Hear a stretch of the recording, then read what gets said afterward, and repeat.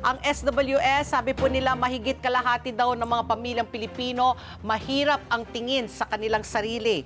Ayon po to sa pinakabagong self-rated poverty survey ng Social Weather Stations at ng Strat-Based Group. Lumobo po ang bilang ng pamilyang Pilipinong mahirap ang tingin sa kanilang sarili sa loob po ng 3 magkakasunod na buwan.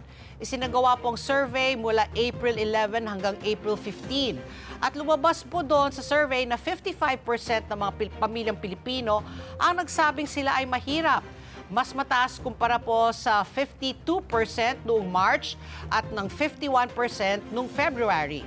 Noong January 2025, bumaba na ito sa 50%, kumpara po sa 63% noong December 2024 na siya yung pinakamataas na naitala sa mahigit na 2 dekada.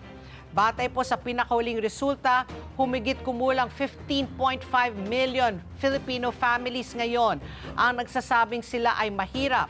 Mas mataas mula sa 14.4 million noong nakaraang buwan.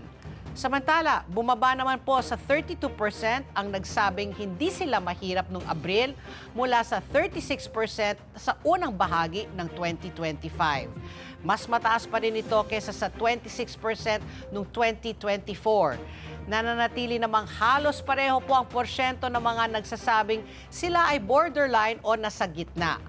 12% noong April mula sa 13% noong February at 14% naman noong January. At sabi po na ang Mindanao naman po ang nakapagtala po ng pinakamataas na poverty rate na nasa 70% mula sa 60% noong March. Tumaas rin po ang nagsasabing mahirap sila sa Visayas na umabot po sa 67% mula sa dating 62% noong March. May pagtaas din po sa Metro Manila sa 45% mula sa dating 41% naman noong March. Bahagya naman pong bumaba ang nagsasabing sila ay mahirap sa Balance Luzon o mga lugar sa labas po ng Metro Manila na 44% mula sa dating 46% noong March. Isinagawa po ang survey sa 1,800 respondents sa buong bansa na may margin of error na plus minus 2 points ang kanilang plus or minus 2.31% pala ang plus or minus error margin.